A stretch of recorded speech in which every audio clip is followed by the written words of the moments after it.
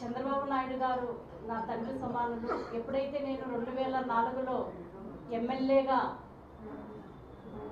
చేపట్టి ఆ ఎలక్షన్ రోజు నుంచి ఇప్పటి వరకు చంద్రబాబు నాయుడు గారిని నా తండ్రిగా భావించి, తెలుగుదేశం పార్టీని నా కుటుంబంగా భావించి, ఆ రోజు నుంచి ఈ రోజు వరకు పార్టీయే ప్రాణంగా, పార్టీ కార్యకర్తలే నా కుటుంబ సభ్యులుగా నిరంతరం కష్టపడి పనిచేస్తూ ఈ అవకాశం ఇచ్చినందుకు నారా చంద్రబాబు నాయుడు సార్ గారికి, అదేవిధంగా లోకేష్ అన్న గారికి నా హృదయపూర్వక పాదాభివందనాలు తెలియజేస్తున్నాను.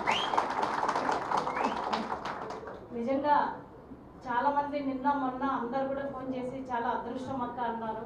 నిజంగా అదృష్టవంతరాలని ఈ విషయంలోన చాలా సంతోషంగా ఉంది. అదేవిధంగా చాలా బాధ్యతాయుతమైన పదవి ఇది.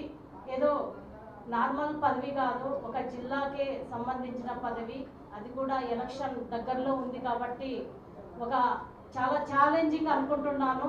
ఈ ఛాలెంజింగ్కి ఖచ్చితంగా అందరి సహకారంతో, ఇక్కడ పెద్ద పెద్ద వాళ్ళు ఉన్నారు. నిజంగా కర్నూలుకి ఒక గొప్ప ఘన చరిత్ర ఉంది. ఈ కర్నూలు జిల్లాలోన అనేక మంది ఉద్దండులు, అనేక మంది నాయకులు ఉన్నారు. కానీ మొట్టమొదటిగా ఒక మహిళకు జిల్లా అధ్యక్ష పదవి ఇవ్వడం అనేది, అది కూడా బడుగు బలహీన వర్గాలకు చెందిన ఒక మహిళగా ఈరోజు నారా లోకేష్ గారు, నారా చంద్రబాబు నాయుడు గారు బీసీల పట్ల మా పార్టీకి ఉన్నటువంటి స్థానం ఏంటో ఈ పదవి ఇచ్చి ప్రజలందరికీ తెలియజేశారు. కాబట్టి బడుగు బలహీన వర్గాలకు ప్రతినిధిగా ఈ జిల్లాలోన తెలుగుదేశం పార్టీ కార్యకర్తల దగ్గర నుంచి నాయకుల వరకు ప్రతి ఒక్కరికి అండగా ఉండి పార్టీని మరింత బలోపేతం చేస్తానని చెప్పి అందరి సహకారంతో, ఇక్కడ ఉన్నటువంటి అందరి సహకారంతో చేస్తానని చెప్పి ఈ సందర్భంగా తెలియజేసుకుంటున్నాను. కనుక 100% నాకు అందరూ మనస్ఫూర్తిగా దీవెనలు ఇవ్వాలి. నేను మీకు బిడ్డ లాంటి దాన్ని, చెల్లి లాంటి దాన్ని. నాకు సహాయ సహకారాలు అందించాలి. మీ ఎక్స్పీరియన్స్ కూడా నాకు కావాలి.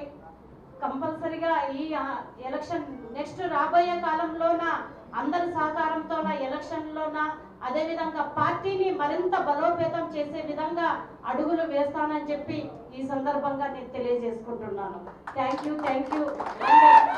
నేను చంద్రబాబు నాయుడు సార్ గారికి ఎప్పుడు రుణపడి ఉంటాను.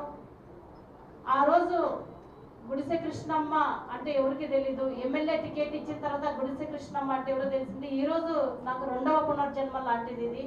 నిజంగా చాలా సంతోషంగా ఉంది, చాలా హ్యాపీగా ఉంది. ఏం మాట్లాడ